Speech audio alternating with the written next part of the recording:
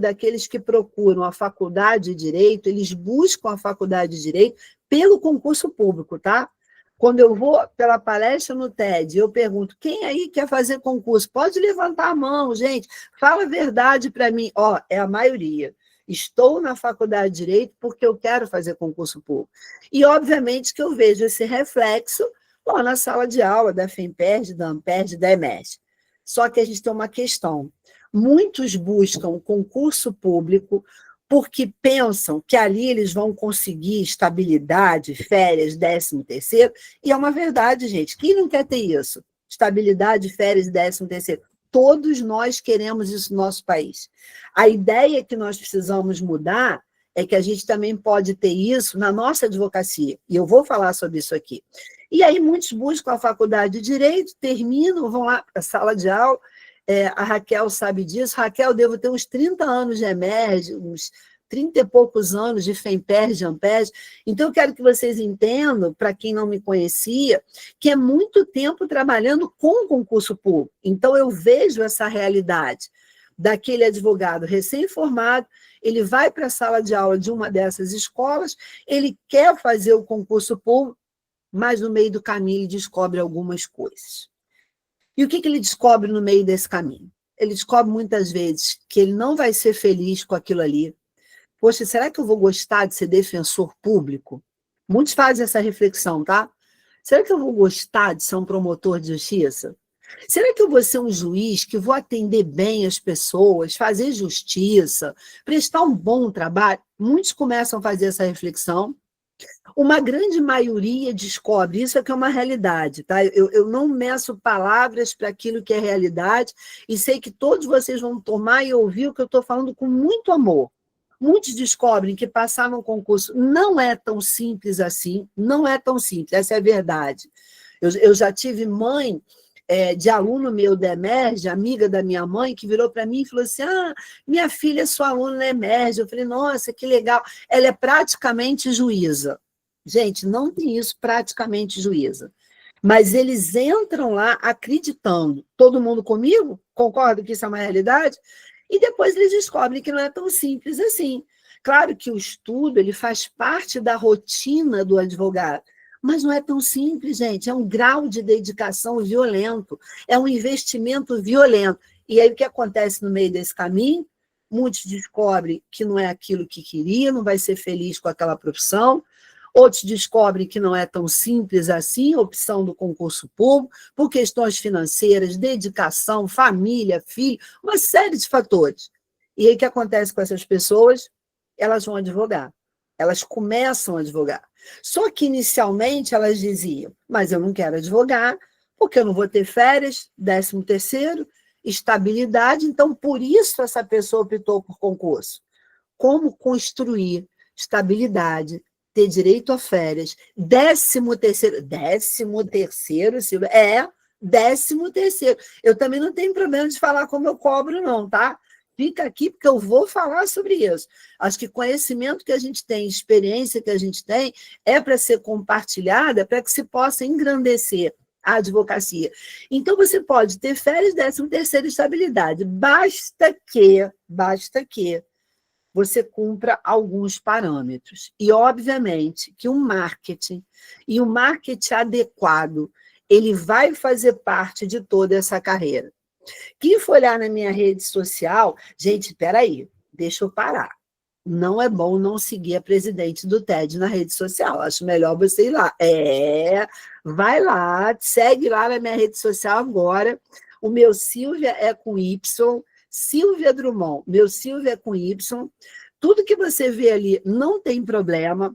Silvia, mas tem vídeo que você encerra com a logo do seu escritório. Não tem problema, está de acordo com o provimento 205. Então, tem coisa que nós vamos fazer em termos de marketing que é bacana, não tem problema, porque, afinal de contas, a gente tem que ter uma visibilidade. Afinal de contas, no meu caso, se vocês forem ver, é muito peculiar. Porque, sabe uma pergunta que as pessoas cansam de me fazer enquanto vocês me acham lá na rede social? Silvia Drummond, Silvia com Y no primeiro I. Silvia Drummond, acha lá. Vocês sabem que as pessoas me perguntam, Raquel, quanto que eu ganho para ser vice-presidente da OAB? quanto que eu ganho, desculpa, para ser presidente do Tribunal de Ética, porque eu tenho um acervo de 7 mil processos. É mais processo do que muita vara tem. As pessoas acham que nós recebemos salário, e não. Ah, Silvia, fala sério, vocês não ganham nada? Você não arruma um negócio lá dentro? Você não faz... Gente, não é isso. É legítimo que eu queira a visibilidade e a autoridade que essas funções elas me dão. Isso é normal, tá? Não tem problema algum. Eu já atendi cliente que veio pela rede social. Eita fé!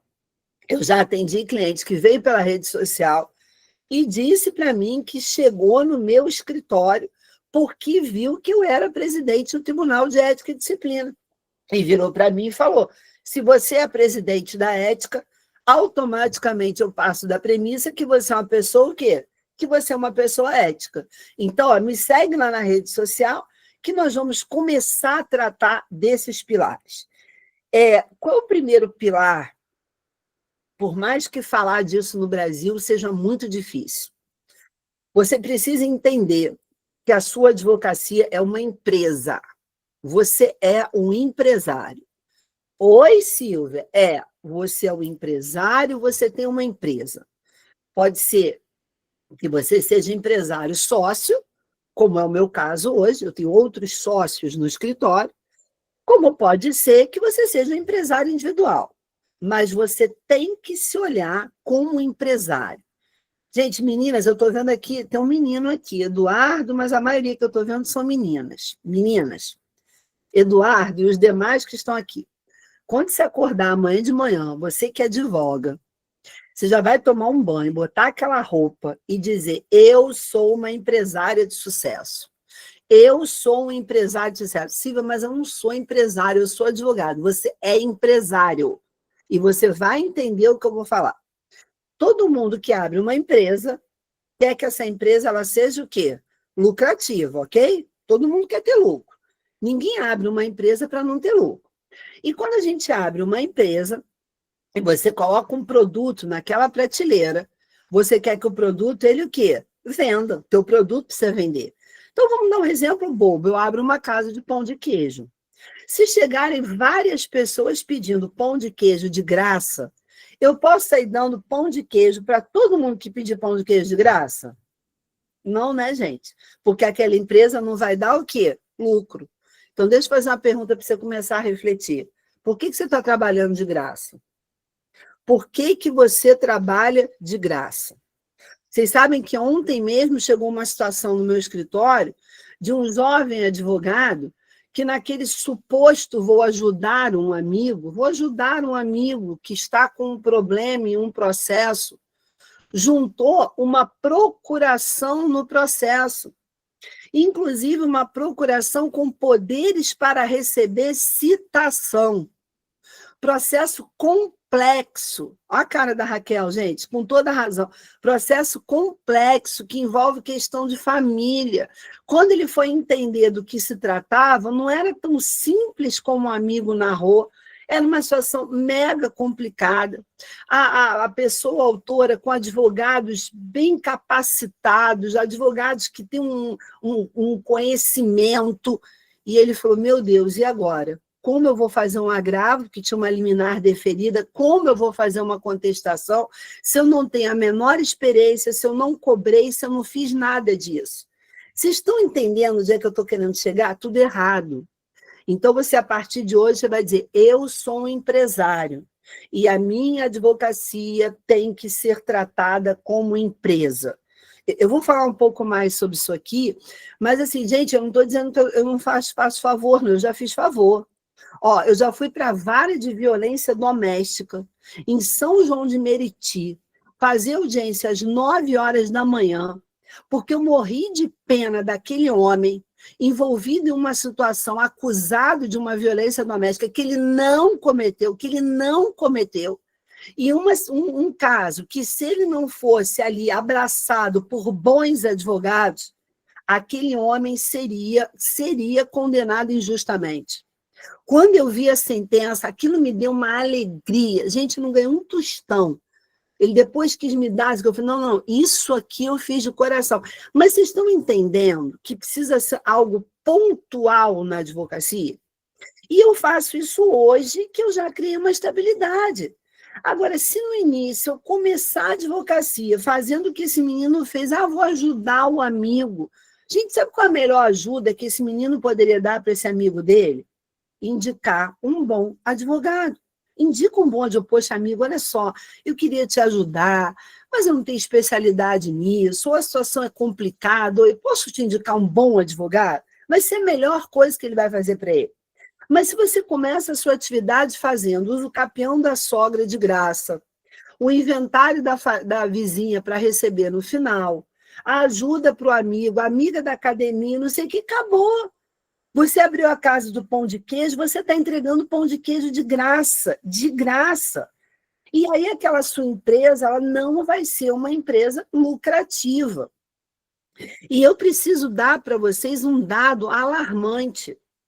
Hoje, no Tribunal de Ética e Disciplina, boa parte dos processos disciplinares que eu recebo não envolvem marketing errado. Tem também, a gente vai chegar nesse ponto aqui. Mas a maioria dos processos envolvem casos de pessoas que afirmam que o advogado recebeu o dinheiro e não prestou contas. A maioria dos processos envolve o locupletamento. Não estou dizendo que isso não aconteça, acontece sim. Mas em muitos casos, sabe o que é?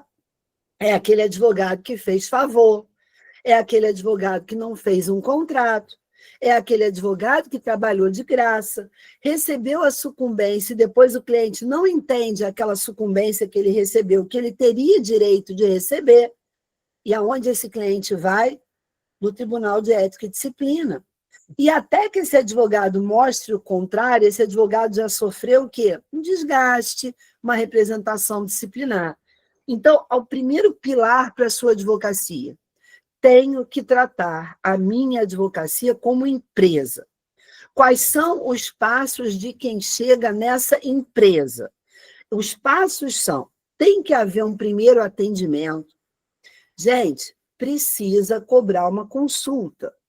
Não, Silvia, você não está entendendo. Você não está entendendo a realidade.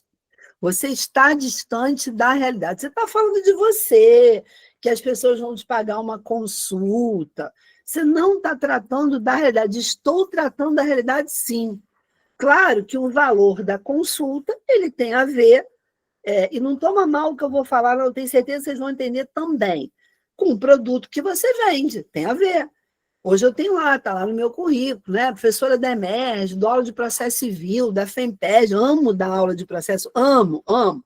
Quando a Raquel diz assim, é melhor professora de processo civil, Raquel, às vezes eu acho que não tem a ver só com o que eu sei, ainda que eu goste muito de estudar processo, mas tem a ver muito com amar isso aí, eu gosto muito de dar aula. Eu tenho sentido muita falta da sala de aula para os advogados, que é algo que eu fazia há muito tempo. Ensinar coisas do dia a dia mesmo da advocacia. Então, quais são os primeiros passos? A pessoa tem que atender, ela tem que pagar uma consulta. Não necessariamente a sua consulta, e também falo isso aqui com muita tranquilidade, vai ser aquele valor mínimo que a OAB orienta. Porque pode ser que aquele valor mínimo, para a realidade da localidade que você está, seja um valor muito alto. Pode ser. Vocês estão entendendo o que eu quero dizer? Tenho certeza, ele tem que adequar. Pode ser que a sua consulta seja R$50, R$80, R$120, R$300, R$500, R$1.500, depende. Eu falo quanto é minha consulta. Eu não tenho problema disso não, tá, gente? Eu não acho que é problema nenhum isso. Minha consulta é 15 e poucos reais.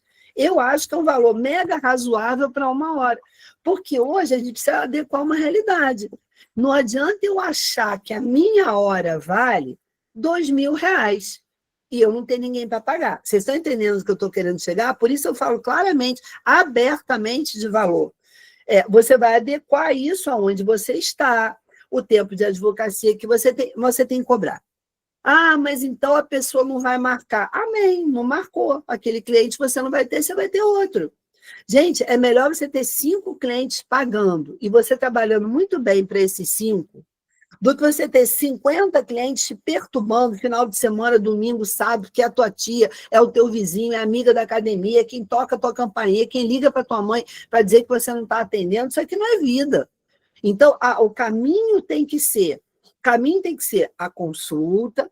Após a consulta, você vai enviar uma proposta de honorários. Essa proposta de honorários hoje, ela tem que ser adequada à realidade. Como assim? Como é que a gente faz lá no escritório? Eu não milito com previdenciário. Previdenciário até é uma praxe muito comum de se receber os percentuais em cima daquele benefício que a pessoa passou a receber. Então, não lido com previdenciário. Mas, mesmo assim, se lidasse, eu não ia deixar de cobrar uma consulta, tá? Porque senão a pessoa vai ali, ocupa teu tempo, pega uma informação que ela quer, pega uma informação, pum, e vai embora, vai fazer com a amiga, e não pode ter isso. Teu tempo tem que começar a valer, você tem que valorizar o seu tempo.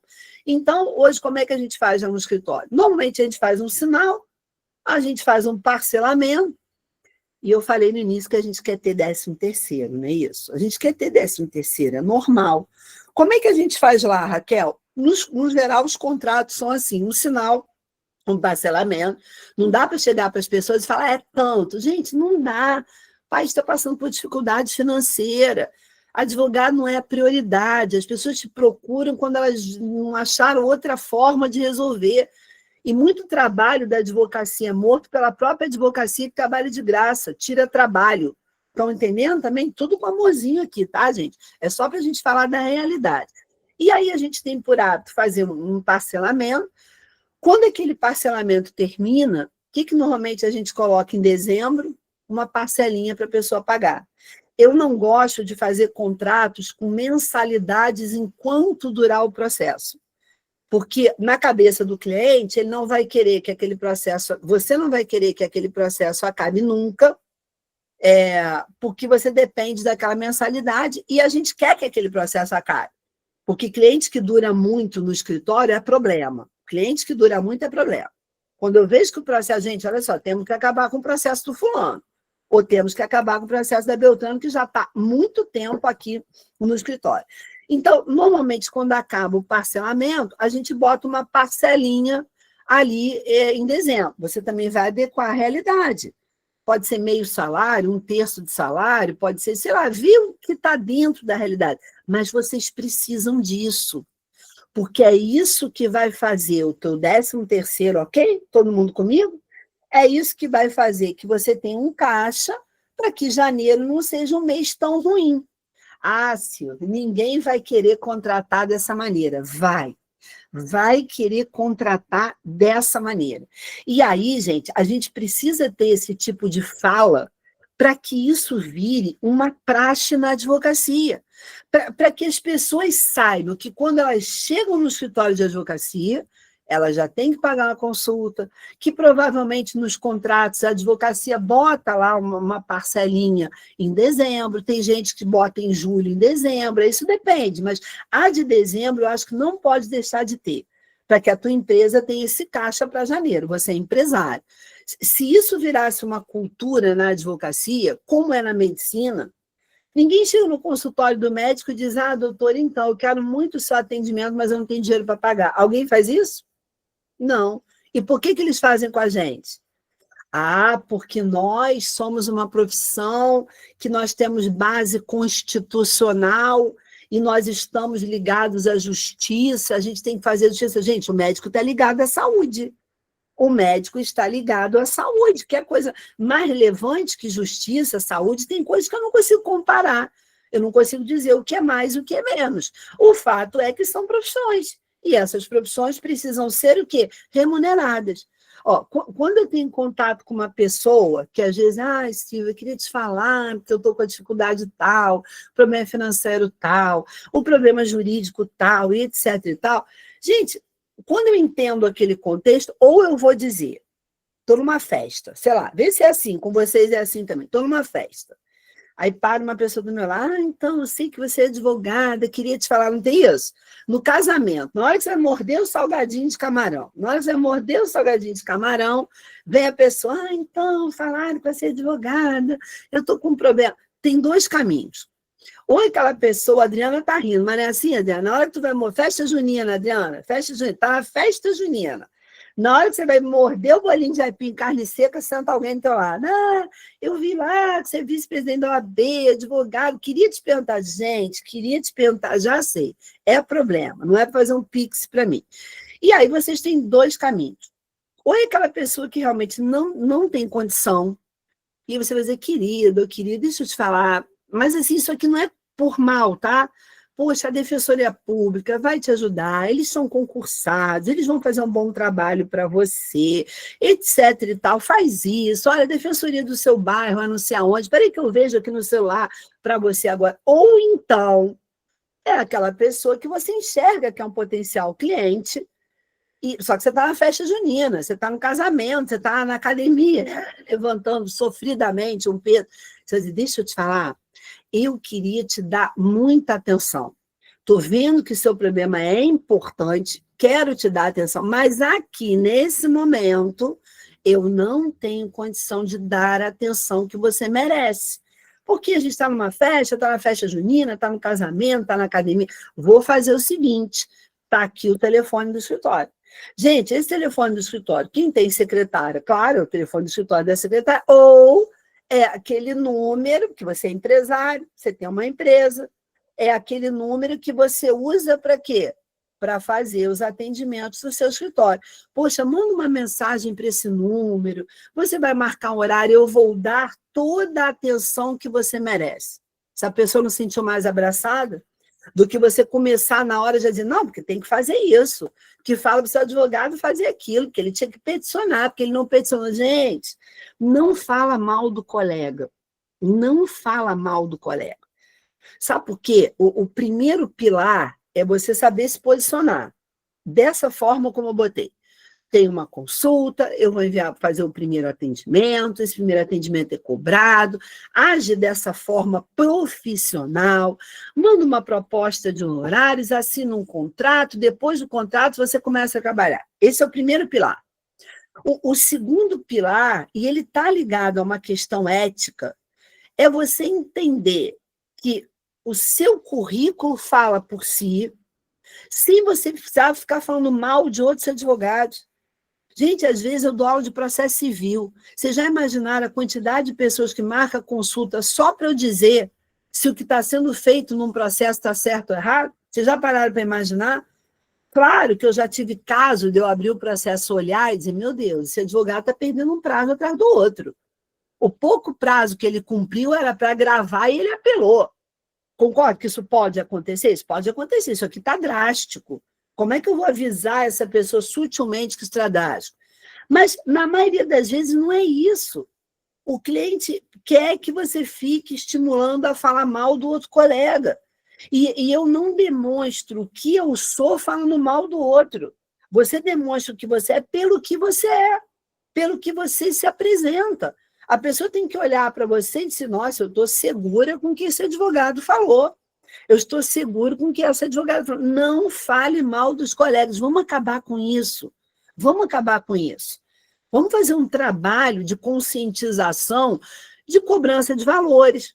Vamos fazer um trabalho de conscientização de que nós não temos que falar mal do colega para mostrar que você é bom. Você mostra que você é bom por si só. Então, você tem um pilar de tratar a sua advocacia como empresa, você tem um pilar ético, você tem que ter uma conduta ética. E onde é que entra a rede social nisso tudo? Silvia, fala que é verdade para mim. Já comecei a te seguir aqui no Instagram, já achei lá o Silvia Drummond, dei uma olhada rapidinho aqui nos seus vídeos, vi que você faz vídeos de conteúdo, os meus vídeos são vídeos de conteúdo. Vamos falar sobre isso, vamos falar sobre aquilo, vamos falar, né? Tem vídeo que tem uma visualização normal, tem vídeo que viraliza, eu estou com um vídeo, Raquel, que bateu mais de 100 mil visualizações. Tem vídeo que ele entra no viral, a minha rede social é orgânica, quem está me entendendo? Não é uma rede comprada, eu nunca comprei seguidor, é uma rede de engajamento. Silvia, mas isso funciona? A gente precisa ter uma rede social? Gente, olha só, deixa eu dar um norte para vocês. Eu me formei em 1994. Quando eu me formei, a Thaís agora, a Thaís vai ficar assustada. Quando eu me formei, não tinha computador. Nós digitávamos uma máquina de escrever de cristal líquido. Quando eu cheguei no escritório, eu falei, caramba, aqui tem uma máquina de escrever de cristal. Quem sabe o que é isso, gente? Quem sabe o que é isso? Isso aqui era luxo. Ia lá, o Eduardo sabe, Raquel, e tem gente que sabe. Aquilo era luxo. Não tinha Google. Eu não fazia pesquisa de jurisprudência nos sites dos tribunais. Nada disso existia. Então, vocês falaram para pensar, uma pessoa formada em 1994, essa pessoa foi passando por várias questões. Eu aprendi a mexer no computador, o processo no papel virou eletrônico, 50 mil sistemas do processo eletrônico. Hoje eu arrumei um estagiário, que é a IA. Silvia, fala aqui para a gente a verdade. Tu está mexendo com IA? Eu estou treinando meu estagiário. Mas ela existe para otimizar o meu tempo, não para me substituir. Que a inteligência artificial não tem ética. A inteligência artificial não tem ética. E a inteligência artificial ela não sabe definir estratégia. Eu sei definir. Se eu não alimento a IA com o que precisa, o que ela produz é errado. Agora, se eu treino ela e alimento ela com as estratégias corretas, ela otimiza meu tempo. E vocês concordam que vai ter um outro divisor de águas? O mundo vai se dividir em quem aprendeu a mexer com a inteligência artificial e quem não aprendeu. Então, é algo que nós temos que nos adaptar. Por que eu estou falando tudo isso? Porque eu poderia olhar hoje e dizer, não quero saber de marketing, não quero saber de Instagram, não quero saber de LinkedIn, não quero saber nada disso, que isso é besteira. Nenhum cliente vai chegar pela rede social. Chega. Só que agora que vem o ponto. A rede social vai determinar que tipo de cliente vai sentar na cadeira do seu escritório. Porque se você usar a rede social para ficar fazendo dancinha, se você ficar... eu vou falar, tá, Raquel? Pode falar a verdade, eu vou falar. Se você ficar usando a rede social para fazer dancinha, se você usar a rede social para exposição do seu corpo, para atrair clientela, se você usar a sua rede social de forma inadequada, você vai olhar e vai dizer, o tipo de cliente que chegou no meu escritório não é o que eu queria, ou esse negócio de rede social não adianta nada, não resolveu nada. Então, nós vendemos hoje, por mais que possa parecer estranho, nós vendemos um produto. Eu não posso ser hoje um serviço. Eu preciso ser um produto. Por quê, Silvia? Porque brasileiro não dá valor a serviço. Brasileiro dá valor a produto. Brasileiro conta com orgulho o celular caro que ele comprou, o sapato, a bolsa, o carro. O brasileiro valoriza produto. Produto é ostentação. Então, no momento em que você se transforma em algo que aquela pessoa quer, eu quero ter a doutora Raquel Castro como advogada, porque eu vi como ela se posiciona na rede social. Gente, e a pessoa pode até ser que a pessoa não te contrate pelo Instagram, mas ela vai olhar quem é. Ela vai olhar quem é. Ó, hoje eu arrisco a dizer que parte dos meus clientes chegam pela sala de aula, isso é um fato, eu não vou mascarar isso aqui. A pessoa me vê dando aula de recurso especial extraordinário. Gente, não é, eu sei os artigos, eu não abro o código para dar aula de RESPE. Eu não abro o código. Eu não abro súmula para ler, eu sei tudo de cabeça. Então, quando o aluno vê isso em sala de aula, ele fala, caramba, é melhor, sei lá, o recurso do meu pai, a Silvia fazer. Eu sei tudo de execução de cabeça. Eu sei tudo de agravo, apelação, regras de prova, eu sei tudo de cabeça. O aluno me vem em sala de aula, pô, peraí, eu vou contratar para a empresa do meu pai, vou indicar para minha tia, óbvio, porque eu estou passando ali uma consistência. Então, alguns chegam por esse caminho. A sala de aula é uma vitrine bacana. Outros chegam, sim, pela rede social. E mesmo esses que chegam pela sala de aula, fulana, vou te indicar a Silvia Drummond, que é minha advogada. O que as pessoas, no geral, hoje elas vão fazer? O que elas fazem hoje? Ela vai procurar o seu Instagram, ela vai ver se aquele escritório tem um site, ela vai olhar quem é a equipe daquele escritório, se é só você. Ela pode não estar entendendo o conteúdo do vídeo que você postou, mas ela vai olhar o conteúdo. Gente, funciona assim. Funciona assim.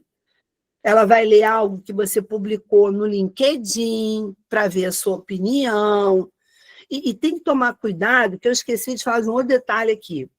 Né? Eu falei, às vezes, de uma postura inadequada, fala inadequada, uma vestimenta inadequada, uma polarização política inadequada, porque isso é um problema no país hoje. Não vou falar aqui de política, não, porque eu não falo. Pode cutucar meu Instagram inteiro. Não falo, não falo. Até porque eu acho que ali não é algo pessoal, eu não quero ter Instagram pessoal, sinceramente, eu não tenho interesse em Instagram pessoal. Eu uso aquilo, de fato, para algo profissional. Acho que a época, sei lá, que um dia aposentar, se é que um dia eu vou aposentar, Raquel, eu nem vou ter uma rede social. Hoje eu confesso para vocês, eu uso mesmo para isso. Se não fosse isso, eu não iria alimentar esses veículos. Então, quem não tem, precisa ter. Mas precisa ter da forma o quê? Da forma adequada. E aí vem o problema da empresa de marketing. Porque a empresa de marketing, muitas vezes, vai te orientar, não é por mal, não, é por desconhecimento. Muitas empresas se apresentam para trabalhar com marketing jurídico, mas poucas empresas têm o domínio do que pode e o que não pode em termos de marketing jurídico. Poucas têm. E basta você estudar o que é muito simples. Provimento 205 do Conselho Federal do AB. Provimento 205. Para que, se você optou por caminhar com marketing jurídico, você muitas vezes orientar eles. Ó, preciso que você esteja de acordo com o provimento. Isso aqui que você disse para eu fazer, eu não posso fazer. Isso aqui vai me dar um problema ético. Isso aqui não tem problema, mas eu acho que não é legal. Ó, tem gente, eu estou vendo que a Juliana está escrevendo, que ela tem 2 Instagrams. Um Instagram que é o profissional, um Instagram que é pessoal. Juliana, é super legítimo o teu pessoal. Você deixa fechado, ali você compartilha aquelas fotos, aqueles momentos que você quer dividir com amigos, com a família. Bacana, bacana. Você concorda, Juliana, que o que eu falei é de cada um? Né? Eu sou muito honesta, eu tenho a rede social só para que, de fato, eu, como produto, fique ali na prateleira do Instagram, e ou as pessoas lembrem da Silvia advogada, porque senão vem aquele problema que eu falei no início, ela é vice-presidente do AB, ela é presidente, não advoga mais, ela ganha um salário lá, isso não existe, né? A gente tem que alimentar a nossa advocacia, mas eu acho, quem quer postar coisas pessoais, Juliana, eu acho que esse é o melhor direcionamento. Você vai ter o Instagram profissional e você vai ter o teu Instagram, que é um Instagram que, pessoal, ali você deixa ele fechado e você compartilha o que você quer, pessoal, com seus amigos, com seus parentes. Porque no Instagram profissional, o que em termos de advocacia a gente tem que levar? Conteúdo. Vocês sabem que muitos jovens advogados me perguntam por que no Brasil há toda essa limitação à publicidade?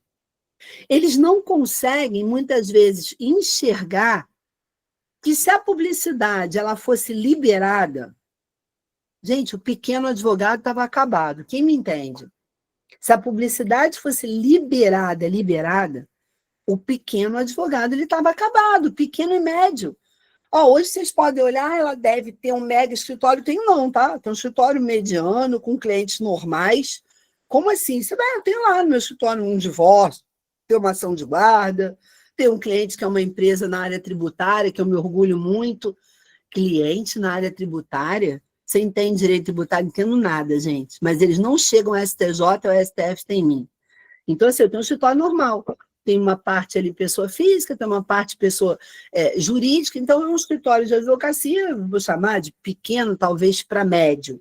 Mas a gente tem que vigiar, porque se o marketing fosse liberado no âmbito jurídico, gente, os grandes iam nos engolir. Então, eu agradeço que não há essa liberação. Agora, uma coisa que também, já que a gente está falando de marketing, é importante a gente entender Quando eu assumi a presidência do Tribunal de Ética e Disciplina, e a presidente Ana Tereza Basílio, com quem eu tenho caminhado de mãos dadas na gestão da ordem, e isso que eu vou dizer para vocês agora, eu falo para ela, nós não só ganhamos uma eleição juntas, nós estamos gerindo a ordem juntas. Eu estou aqui para lhe apoiar, porque nós não podemos permitir o que a sociedade faz com a gente. Sabe o que a sociedade faz com a gente? Quando elas veem duas mulheres juntas, todo mundo já começa a dizer, vão brigar, vai brigar. E aquela ali tem temperamento, vão brigar. Não, não. Nós estamos aqui para modificar essa cultura social. Nós estamos aqui para não deixar que isso seja alimentado. É o quê? Mulher briga? Homem não? Não pode, gente. Somos seres humanos. Eu não gosto de chamar de homem e mulher. Não tem. Estamos aqui para fazer uma gestão, para uma apoiar a outra. Então, quando eu assumi a presidência do Tribunal de Ética e Disciplina, o Estatuto da OAB, ele permite uma atuação de ofício do presidente do TED. Raquel sabe disso, porque ela está no conselho há mais tempo. Só que eu olhei, Raquel, falei, gente, espera aí, eu não vou dar conta de ver tudo de errado que se faz. E aí, se eu vejo o que um escritório fez e o que o outro não fez, vão achar que é perseguição política. O que eu já alinhei com a Ana? Ana, não vou atuar de ofício, até que, sinceramente, eu discordo. Eu não consigo ser julgadora e iniciar algo de ofício. Então, o que a gente precisa mais em relação ao marketing? Que quem vê uma coisa errada encaminha para a Comissão de Fiscalização da Publicidade da OAB. Como é que eu faço isso, Silvia? É só ir lá na página da ordem e ter um e-mail lá. Se eu não me engano, é fiscalização@OABRJ, na página da OAB. Comissão de Fiscalização da Publicidade. Porque no momento que chegar na comissão, claro que nós estamos aqui para educar, tá, gente? A comissão vai fazer uma abordagem, vai orientar aquele profissional, poxa, tira, isso está errado, isso não pode, isso assim, isso assado. Se esse profissional não tirar, aí vai encaminhar para a corregedoria encaminhar para o Tribunal de Ética. Ó, a Raquel já botou aqui. Falei certo, né, Raquel? Fiscalização@oabrj.org.br. Foi uma iniciativa da presidente Ana Tereza Basílio. Então, nós alinhamos isso. Daí, vamos lá, só para organizar. Qual é o seu primeiro pilar? Você entrou nessa palestra, se você entrou nessa palestra sem ser empresário, você já saiu dessa palestra se sentindo empresário. A minha advocacia, a partir de hoje, ela vai ser uma empresa. Gente, conta para ninguém não, pode ser que tu faça tudo, tá? Vai que tu é a secretária, tu é o administrador, você que manda, não tem problema nenhum. Você só precisa ter isso aqui, o quê? Organizado. O contato para atendimento, a marcação da reunião, que pode ser presencial ou virtual, o encaminhamento da proposta de honorários, o aceite do cliente, o contrato assinado, o sinal pago, aí é que você vai juntar o quê? Procuração sobre estabelecimento. Então, se você entrou nessa palestra sem ser empresário, agora tu é empresário. Segunda coisa, você precisa ter ética acima de tudo. Ética acima de tudo. Eu não vou acreditar numa advocacia que se sustente verdadeiramente sem ter ética. Silvia, mas fulano de tal está ganhando dinheiro e não tem ética. Não é problema meu. Eu sei minha relação com Deus e com o que eu faço. Que aí são coisas que eu acredito. Dinheiro que não é bom, ele queima na nossa mão. Eu quero dinheiro bom. Eu quero dinheiro correto, oriundo de trabalho. Então, segundo pilar é a tua ética para tudo que você faz na sua vida. E o terceiro pilar, você não pode ser só um serviço. Que se você for um serviço, as pessoas não te valorizam. Você tem que se transformar em um produto. Como assim? Se não está numa comissão do OAB, faça parte da comissão do OAB. Se quer atuar junto ao TED, a porta de entrada do TED, a Defensoria da Ativa, é muito legal, tá, gente? Você começa a fazer defesa ética disciplinar ali, daqueles advogados que notificados não comparecem. Você começa a fazer sustentação oral no dia das sessões do TED, sessões do conselho. Também é só me mandar o currículo, ted@oabrj.org.br. Porque se você participa de comissão, você participa do Tribunal de Ética, você se engaja nos eventos, opa, o que você já começa a botar lá na tua bio? Doutor fulano de tal, membro da comissão tal. Isso vai dando, ó, o que a Raquel Vieira está escrevendo, autoridade. Você vai construindo aos poucos a autoridade. Por que que hoje eu caminho com jovens advogados que, pelo TED, eu tenho dado oportunidade deles fazerem palestra nas universidades? Silvia, eu nunca palestrei. Vai lá, pode preparar uma palestra, que semana que vem é você que vai palestrar. A mentoria, Silvia, mas eu nunca falei negócio. Vai falar. Semana que vem você vai falar. Vamos preparando. Porque você vai construindo a autoridade. E aí, se você constrói a autoridade, você deixa de ser somente um serviço que vários advogados prestam e você passa a ser um produto que o teu cliente ele quer o quê? Consumir. Silvia, mas como é que eu vou aparecer na rede social? Pode falar de roupa, Raquel? Pode? Pode. Como é que eu vou aparecer na rede social? Tem que ficar... Pode falar tudo. Pode falar tudo? Tudo. Eu estou com tempo. Ih, tá, já passei do horário. Não passei, passou, Raquel? não. Você tem mais 1 hora, se você quiser. Ah, meu pai do céu, acho que era 1 hora, mas eu daqui a pouco só termino. Gente, peraí, se você precisar terminar, não tem problema, que a nossa próxima palestrante vai entrar 11h30, mas você tem então até tá bom, então meio-dia. já tem mais um tempinho. Bom, gente, roupa, deixa eu falar de roupa. Silvia, como é que eu vou arrumar roupa para ficar gravando esse monte de vídeo? Eduardo, eu estou vendo o Eduardo, acho que tem outros meninos aqui, mas o Eduardo está aparecendo para mim. Para os meninos é mais fácil, né, Eduardo? Vamos combinar? Porque vocês botam aquele terno, muda ali a gravata e a camisa, o negócio é menos complexo. Olha lá, está lá, blazer, botou a blusinha por baixo, né? Se tá tranquilo, né? Fica mais fácil ali. Gente, para as meninas é um problema. É um problema. Ah, mas eu sou contra esse negócio dessas roupas formais no direito. Gente, a gente precisa passar autoridade. Você precisa passar autoridade. Roupa não está ligada a ser caro. Roupa está ligada a você o quê? Você combinar, você se arrumar. Você já imagina, olha o meu caso, Raquel, toda hora é uma foto, toda hora é uma roupa. Dá para ficar fazendo investimento enorme em roupa? Eu não, eu quero viajar, não quero ficar fazendo investimento enorme em roupa. A gente tem que fazer o quê? E vai naquela, que eu não posso fazer propaganda, vai naquela loja que tem um monte de coisa, que você garimpa várias coisas. Quem está comigo? Dali tu já olha e diz, gente, espera aí, tem um blazer de linho aqui no meio. Aqui tem uma calça cinza que combina com várias coisas. Tem um blazer creme que é o Coringa. E eu já misturo esse blazer com aquela calça, pegou? Sabe, tipo ali, Eduardo, aquela blusinha basiquinha que o Eduardo está por baixo? Gente, aquilo super ajuda. Porque você pode ter blusinha de cores diferentes, um blazer preto, um blazer cinza, um blazer creme, 2 calças, caramba, você já fez vários o quê? Você já fez vários looks misturando. E sempre lembrar que quando a gente está mais básica, mais sóbria, aquilo passa mais o quê? Autoridade. Você vai passar mais autoridade, porque você está mais básica, você está mais sóbria. E a nossa vestimenta, no âmbito do direito, viva o brechó. Eduardo, maravilhoso também. Você acha muita coisa legal no brechó, acho que até para os homens, né? Quantas vezes se compra terno bom em brechó, as meninas compram roupas boas, não tem problema nenhum isso, tá?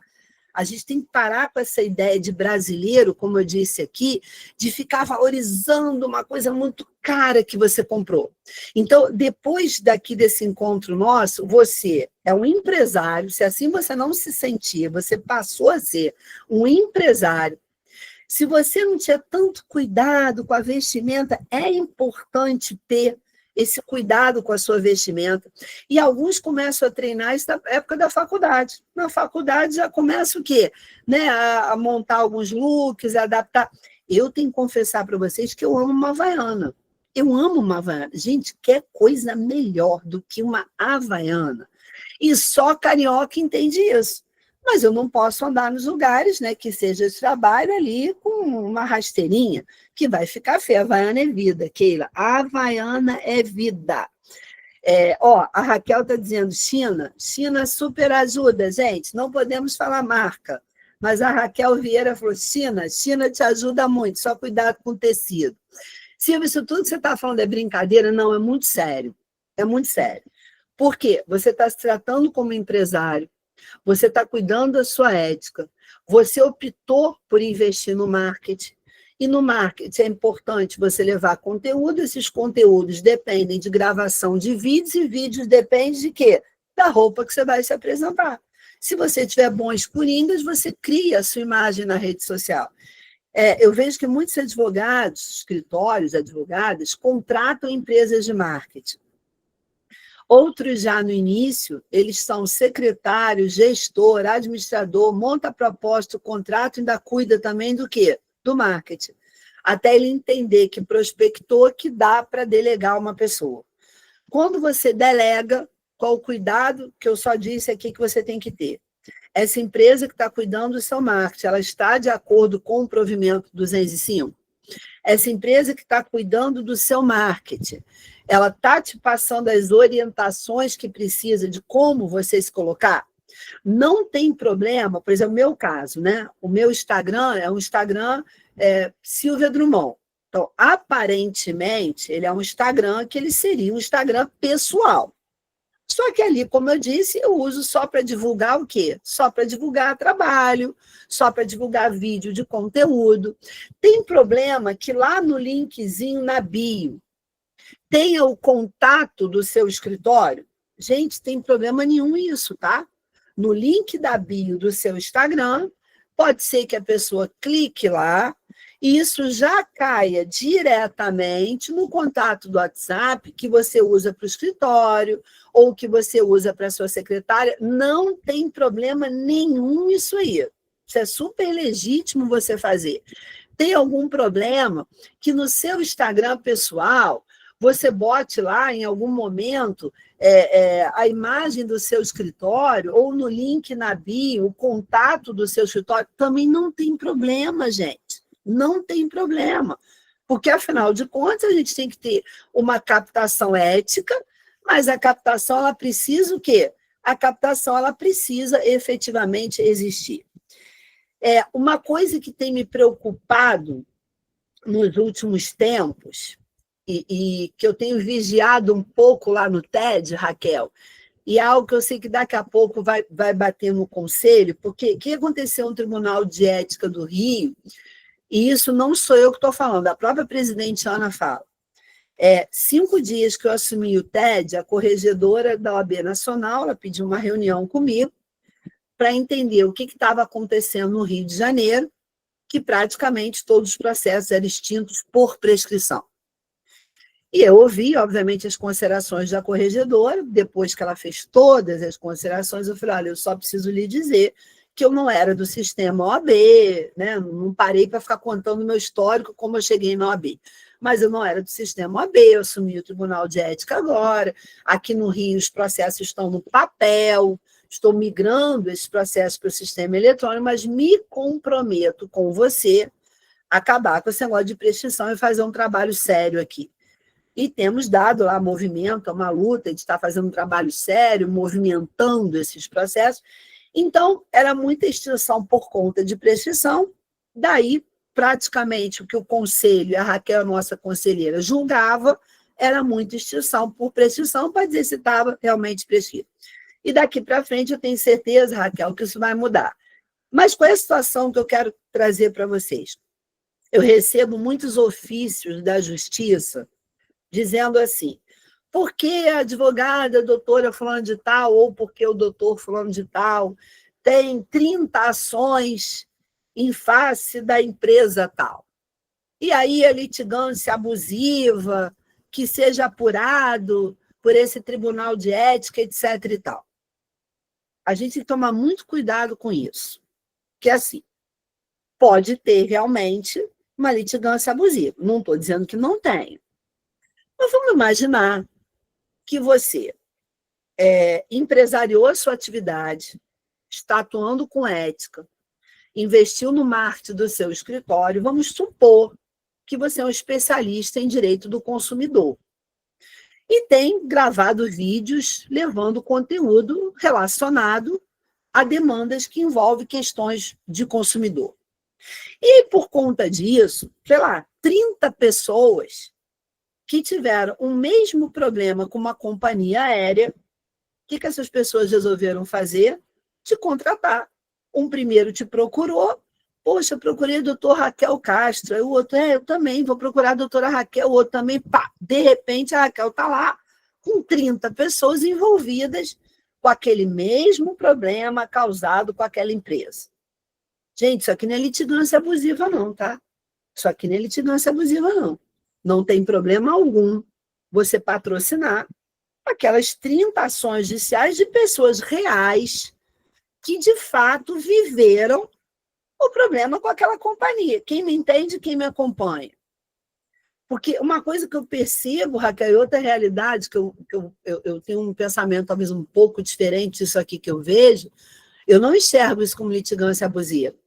Porque muitas vezes fala-se da litigância abusiva do advogado considerado individualmente. Mas a litigância abusiva das empresas ninguém fala, né? O quanto as empresas nos fazem estar no poder judiciário por longos anos, ninguém fala. Ninguém fala. Então, aproveitando que eu estou aqui, né, a gente falou de carreira, mas acho que vocês perceberam que eu falei um pouco do Tribunal de Ética e Disciplina, a gente precisa ter em mente que o TED ele não é um tribunal punitivo. Nós não estamos aqui para punir ninguém. Nós estamos aqui para proteger o bom advogado. E você pode ter certeza que o bom advogado ele vai ser protegido. O bom advogado ele vai ser protegido. E nós precisamos ter um olhar atento em relação a isso. Não sei quem é previdenciarista aqui.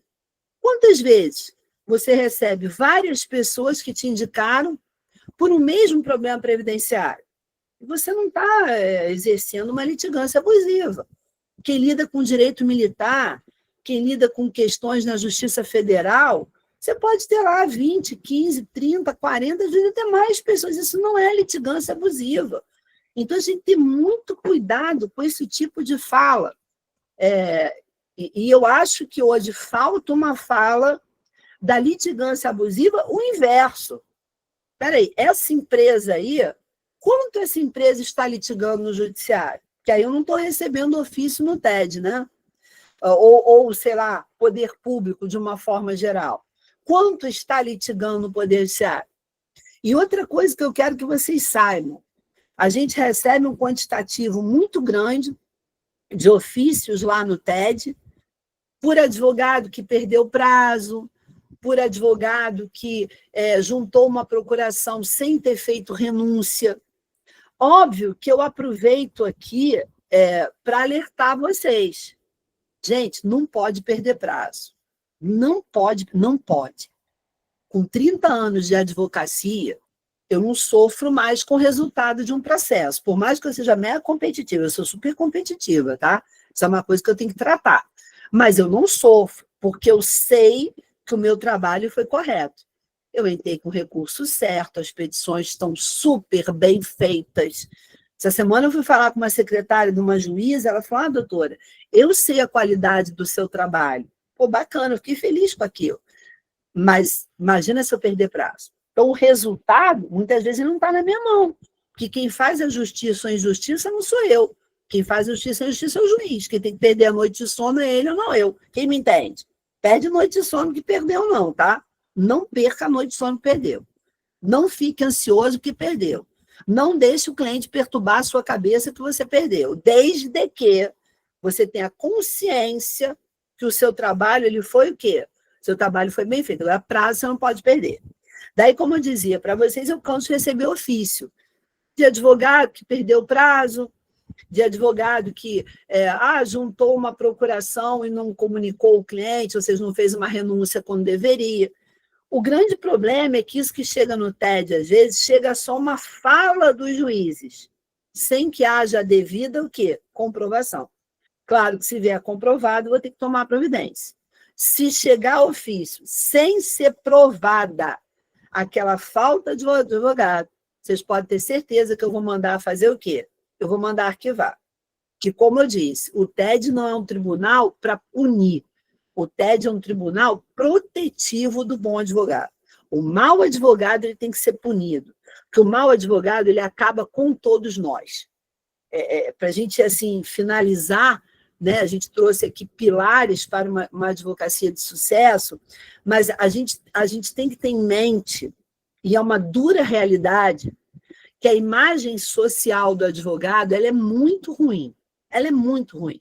A imagem social da advocacia ela é muito... Que isso, Silvia? Ela é muito ruim. E nós não podemos ter qualquer conduta que contribua para que essa noção que as pessoas têm, ela aumente. Então, a mensagem final que eu quero deixar para vocês.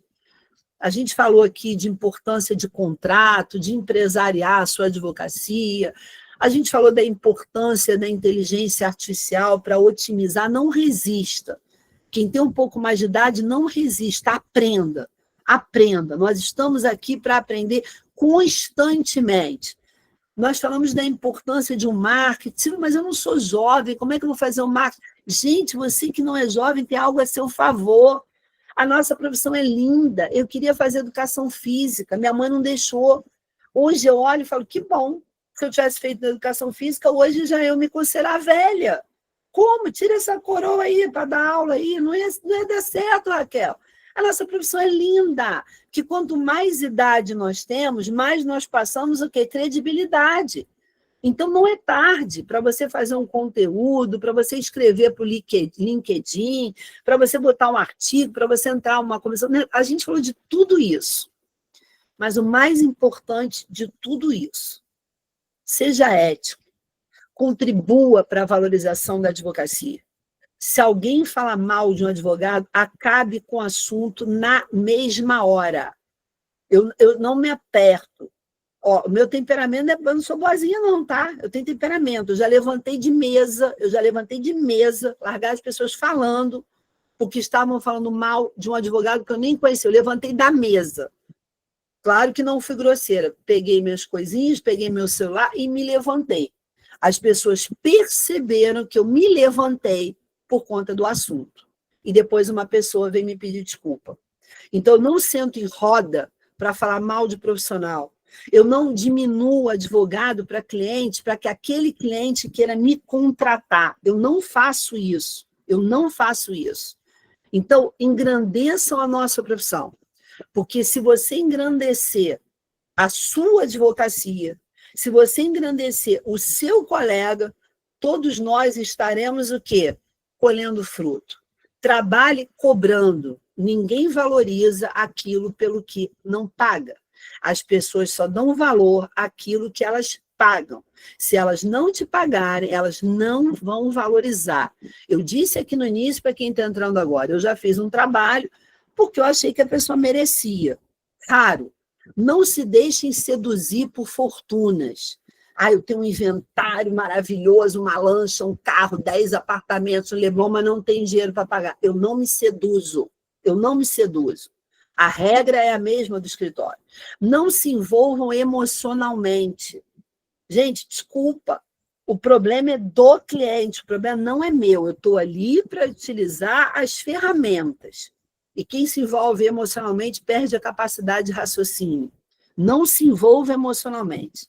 Não permita que o cliente envolva você nos problemas dele. Escute.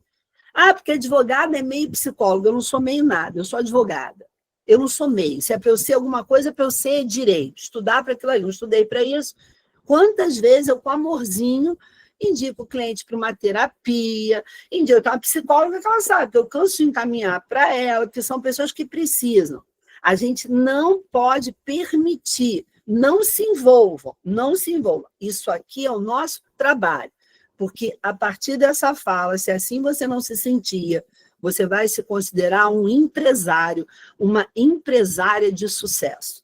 E eu posso dizer algo para vocês para fechar, mas é uma experiência minha. Quando a gente coloca Deus na nossa vida, Ele é capaz de nos levar a lugares onde nós nunca imaginávamos. Se há 30 anos atrás vocês me dissessem que eu seria vice-presidente do AB, assumiria a pauta da ética, que é algo que eu me apaixonei, teria muitos alunos, daria aula em bons lugares, eu ia falar, esquece. Eu nasci no Meia, sou filha de uma dona de casa e meu pai trabalhava no IBGE, hoje os dois falecidos. Isso aí não é para mim, isso é para outras pessoas. Mas quando a gente age correto, quando a gente entende que tudo é para a honra e glória de Deus, Ele leva a gente a lugares onde nós nunca imaginamos. que vocês não vivam os seus sonhos profissionais, mas que vocês vivam os sonhos de Deus para a vida de cada um de vocês. Raquel, mais uma vez, muito obrigado pela oportunidade de falar. Eu estava com muita saudade de ver gente assim, né? Não é uma aula de processo civil, mas me coloco à disposição. Gente, processo eu falo qualquer coisa, tá? Qualquer coisa eu falo, lá desde do parte geral até aqueles procedimentos especiais mais engrunhados.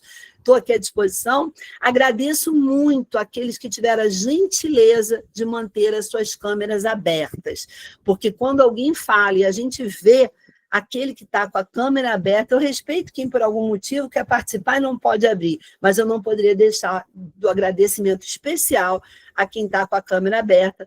Mais uma vez, muito obrigada, Thaís, muito obrigada, Raquel, a quem eu tenho um respeito, um amor muito especial. Silvia, eu nem sei como começar a te agradecer por essa palestra. Nada.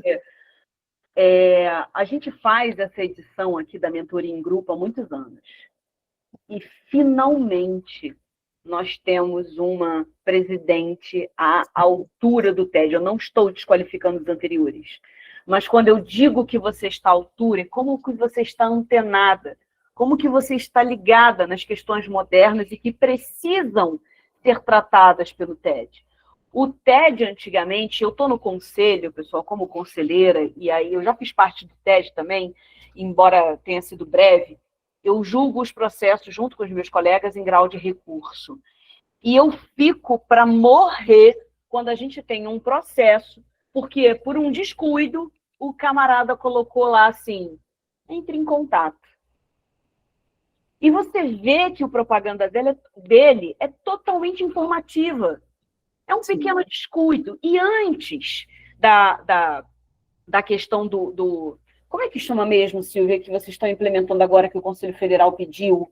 A comissão de fiscalização da publicidade, não? Não, é um primeiro momento que você vai ter com o advogado antes de virar processo. Na verdade, pelo SGD, a representação ela é cadastrada. Isso. Mas ela ainda não virou, até aproveitando sua fala, Raquel, para que todos saibam, ela ainda não virou exatamente uma representação. Então, o que eu alinhei com a Ana? A gente recebe aquilo ali, a Ana determinou que nada vai arquivar ou prosseguir sem passar pela minha mão. Isso. Então, precisa ter um despacho meu dizendo arquive-se ou prossiga. E aí, só uma coisa importante, se me permite, eu atendo toda quinta-feira, tá, gente? Toda quinta-feira eu fico à disposição, à parte da manhã, Tribunal de Ética. Pode ser presencial ou online, que é um atendimento, ted@obrj.org.br. Você vai falar diretamente comigo, não é com outra pessoa, é comigo. Porque eu organizei isso aí que a Raquel está querendo colocar, que é importante. Dali, iniciou, vi que não é nada, Raquel, a gente já manda o quê? Arquivar. Vi que tem algum fundamento, a gente manda prosseguir através do SGD. Perfeito. Então, a gente sabe que é um ajuste, até você pode chamar o advogado, como você mencionou na sua palestra. Sim. Doutor, tira essa propaganda, tá equivocada. Né? Então, eu gosto muito dessa questão, dessa modernidade que você está trazendo para o TED. E só outra coisa rapidinho, Raquel, a implementação do ANPD também, do Acordo de Não Persecução Disciplinar. Terminei de minutar com a Ana na sexta-feira, feriado, tá, gente? Terminamos de minutar o ANPD, o Acordo de Não Persecução Disciplinar, e estou dando nisso de trabalho na advocacia aqui. Você pode se especializar nisso para auxiliar o advogado que sofre uma representação para que ele não fique no TED em causa própria. Então, um nicho de trabalho muito interessante. Muito bom, excelente. Era esse o nome que eu estava tentando lembrar, que a gente até teve essa discussão numa sessão do conselho. Isso. Né, que até tiramos de pauta, enfim, para poder avaliar melhor. Mas eu fico muito feliz com a sua palestra hoje, porque quando você começou dizendo que, na verdade, nós somos empresários, eu entrei em êxtase aqui. Porque é muito difícil a gente colocar isso na cabeça das pessoas, e a gente também não tinha essa mentalidade na OAB antes. Eu estou na OAB, gente, desde 2010.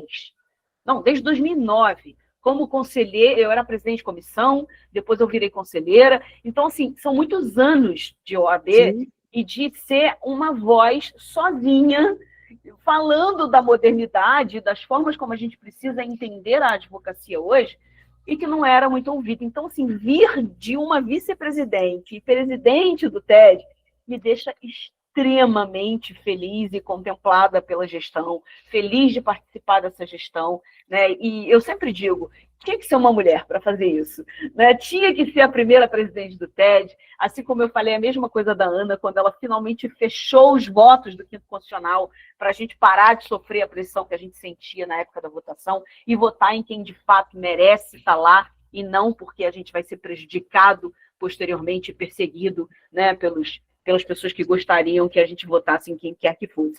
Só as mulheres têm a coragem de fazer isso, me perdoem os homens, mas é verdade. Então, tinha que ser uma mulher como você à frente do nosso tribunal para poder trazer essa inovação. E eu anotei umas coisinhas aqui que eu queria bater bola com você. Você tem mais? Só corrigir aqui no chat, Raquel, o e-mail do TED, tá? Na hora que eu digitei, eu acabei botando .gov.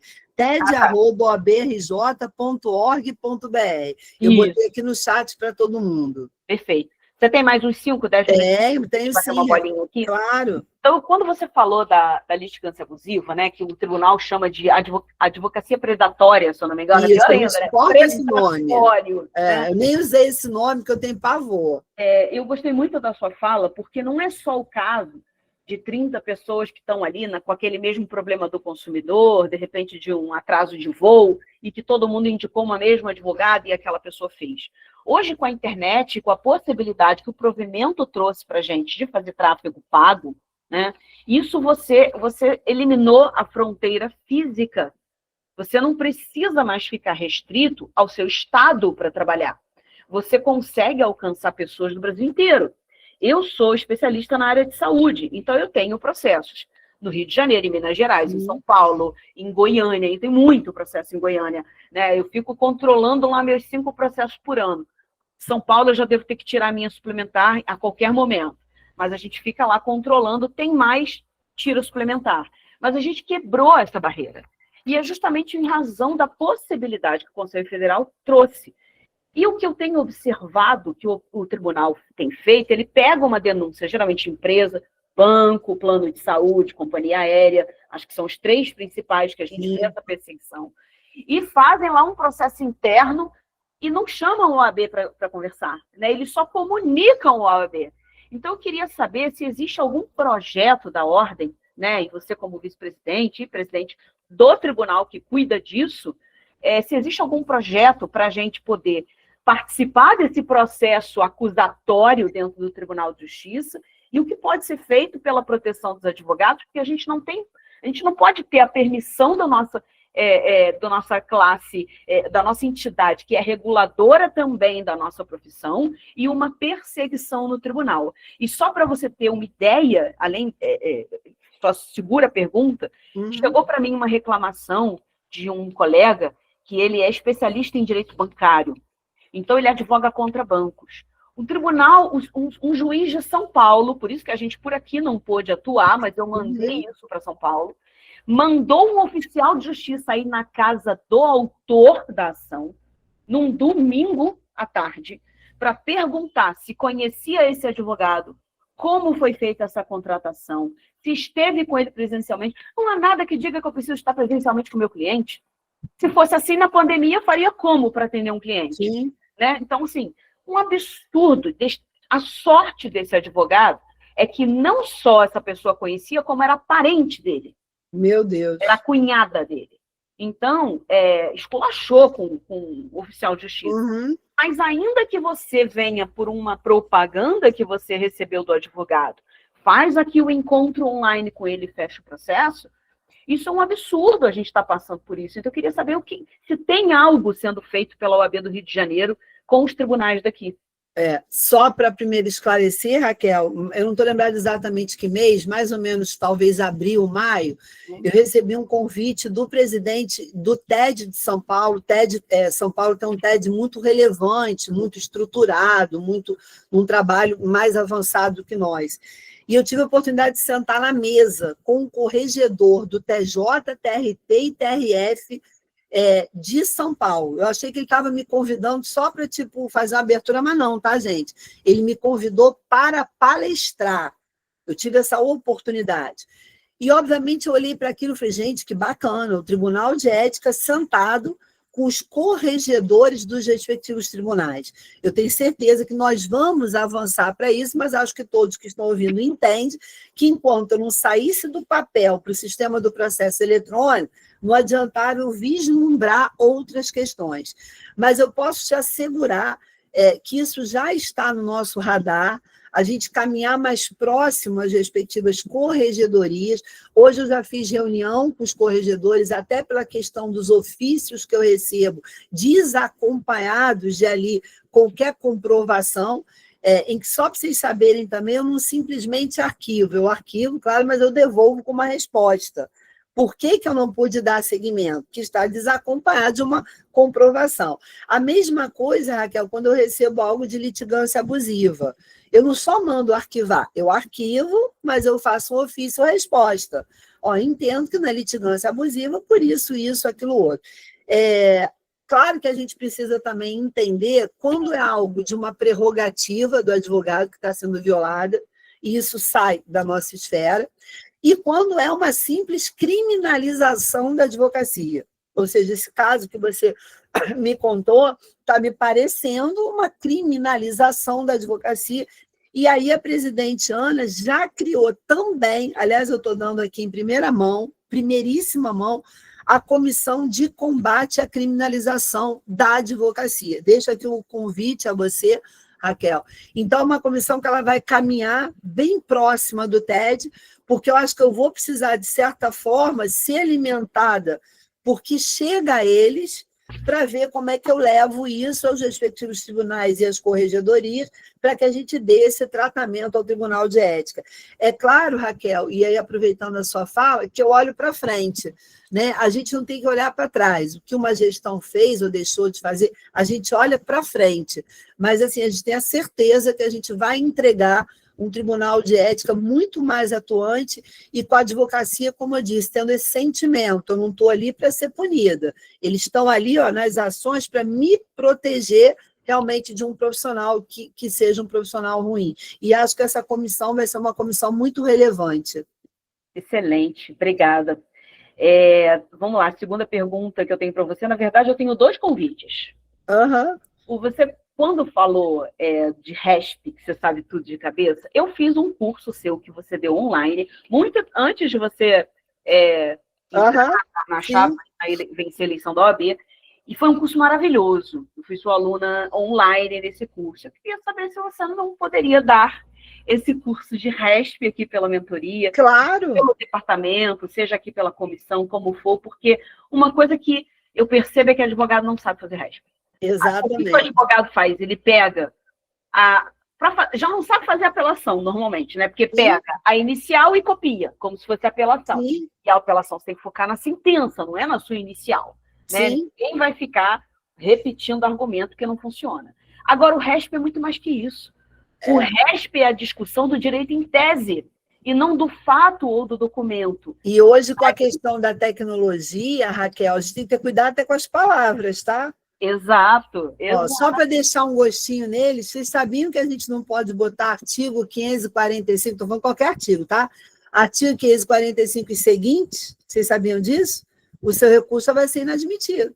Vocês sabiam que você não pode escrever conforme afirmado na petição inicial ou conforme afirmado na contestação?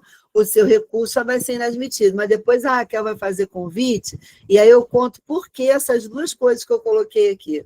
É isso, porque a gente sabe que precisa, principalmente, discutir o direito em tese sobre a interpretação que foi dada pelo tribunal naquela causa. E não ficar dizendo, o tribunal não avaliou a prova tal, desconsiderou não sei o quê. Não, é o direito em tese. Né? Então, você tem que perguntar, existe a possibilidade disso, enfim, existe toda uma forma de você criar um recurso especial para que ele possa ser admitido e que ele possa ser julgado. E a maioria dos advogados, eu diria que mais de 90% da advocacia não sabe fazer RESP. Então, fica aqui o meu convite, eu aprendi a fazer RESP com você, então eu gostaria muito que, se você tiver um espaço na sua agenda... Não, só vocês mandarem para mim que eu participo. A Cristina está dizendo que isso não aprendemos na faculdade, é uma verdade, né, Cristina? No geral, vocês aprendem mais ou menos parte geral, processo de conhecimento. Claro que tem exceções, tem gente que tem bons professores na faculdade, não estou dizendo que seja uma regra, mas eu entendo que processo civil ainda é uma carência nos bancos universitários. Só me mandar o convite que a gente marca. Então tá, a gente vai deixar para o ano que vem, porque esse ano já estamos quase no recesso, deixar você descansar, se é que isso é possível, à frente da OAB, mas vamos tentar. O segundo convite que eu quero te fazer é que a doutora Ana pediu para mim e para a Thaís, para nós fazermos o Mentoria Day, que esse ano não teve, que é um dia inteiro de mentoria que a gente costuma fazer lá no Teatro Municipal. Eu já quero deixar meu convite para que você seja palestrante desse dia e que você participe. Pode passar a data e aí a gente deixa as pessoas escolherem o tema, ver como é que vocês fazem isso. A gente vai organizar direitinho. Mas eu amo falar de processo civil, eu amo falar de gestão de escritório, eu amo falar dessas questões do marketing. O que vocês só me passando a data, eu já coloco na agenda. Perfeito. E, por último, queria só fazer uma colocação de uma fala que você falou, que me tocou muito aqui, que é muito real, né? Que o brasileiro ele não valoriza serviço, ele valoriza produto. E isso é uma realidade, porque, por exemplo, quando você compra um apartamento, a pessoa, sei lá, conseguiu comprar um apartamento de R$1 milhão, ela reclama do pintor que cobra, sei lá, 5 mil para pintar o apartamento de R$1 milhão. Então, a gente não valoriza o serviço das pessoas, e isso é para tudo. Não é porque o cara é pintor, não é porque ele não tem uma formação superior, não é isso. As pessoas não valorizam. E eu gostei muito quando você falou, não faz a dancinha, não fica, né, fazendo essa gracinha, porque, gente, se a gente vai começar a entender que a gente vende um produto, e advogado tem dificuldade extrema de entender que no seu escritório você não tem serviço, você tem que ter uma esteira de produtos. Que esteira é essa? Você começa com uma ação que é mais baratinha, uma que vai aumentando até o seu produto top. Né? Por exemplo, no meu escritório, se vocês forem achar, ontem eu falei disso, não sei se já apareceu para vocês, se uma propaganda minha sobre reajuste de plano de saúde. Eu bato na mesa, faço um gancho, falo assim, não abra uma MEI para contratar plano de saúde para você e para sua família. Aí a pessoa já fica desesperada e eu explico por que isso dá trabalho. Mas aí eu não falo mais nada. Se você quiser saber mais sobre os seus direitos, segue esse perfil, clica aqui. Isso não tem problema nenhum, porque a gente precisa também fazer isso. Né? Mas o legal é a gente entender que, por exemplo, a ação de reajuste ela é a segunda ação mais barata do meu escritório. Eu tenho uma açãozinha de entrada, que é a de isenção de imposto de renda para pessoas que têm câncer e outras comorbidades. E a segunda mais barata é essa que eu escolhi para ser uma propaganda recorrente. Então, a pessoa precisa entender que você tem essa esteira de produtos e não de serviços, mudar essa mentalidade e entender que aquilo que você disse, o produto é você. Isso aí. O produto é você. A pessoa que vê o seu posicionamento, a sua autoridade na internet, ela vai querer você como advogada dela. Tirando qualquer crítica que eu possa ter a alguns fenômenos da advocacia na internet, eu gosto muito do posicionamento de algumas. A gente tem, por exemplo, a doutora Miriane Ferreira, que eu não sei se todo mundo aqui conhece, tem mais de 1 milhão de seguidores, e ela se posiciona como advogada de mulheres. E ela só fala de direito de família. Isso é muito interessante. Então, a pessoa que contrata a Miriane, contrata pela firmeza de argumentos que ela coloca em cada vídeo que ela grava. E ela não está fazendo dancinha, ela não está usando a roupinha decotada, não está postando foto dela na praia, ela está falando de direito. E conteúdo. É um conteúdo. Então, isso é muito interessante. Eu amei essa sua fala e muito obrigada por você trazer aqui um pouquinho dessa tentativa que a gente faz, principalmente aqui na mentoria, de mudança de mentalidade da advocacia, que eu acho que é o mais importante agora. Você é empresário, você não é só um advogado. E se você tem um CNPJ, você é dono. E você tem que ter cabeça de dono e não a cabeça do advogado empregado, ainda que por algum período você precise fazer tudo no seu escritório, você precisa ser o eu presa, né? Mas você tem que ter um caminho a percorrer para você entender que você é dono do seu negócio e a sua empresa precisa ser lucrativa. Então, eu estou, assim, felicíssima. Eu posso arriscar dizer que foi a palestra que eu mais amei dessa obrigada, mentoria, que está só Raquel. começando essa semana, mas eu fico muito, muito, muito feliz. Eu espero contar com você sempre aqui, Silvia. Muito obrigada. Pode contar sempre, gente. Muito obrigada pela oportunidade de estar aqui, por vocês me ouvirem. Eu vi que a gente tem aqui 121 pessoas, né? São 11h30, quase meio-dia, de uma terça-feira. Então, agradeço muito o tempo de cada um de vocês, porque acho que hoje o que a gente tem de mais precioso, uma das preciosidades da vida é o nosso tempo. Então, que de fato tenha sido agregador para vocês. Thaís, meu agradecimento. Raquel, meu agradecimento. E às quintas-feiras, certamente, Raquel, estaremos juntas por conta das sessões do Conselho. Gente, muito obrigada mais uma vez. Obrigada, Silvia. E, ó, gente, não acabou, não. Eu sei que está tarde, mas vocês sabem que vai até 1h e temos mais uma palestra para começar. Silvia, obrigada. Obrigada. E vamos para a próxima.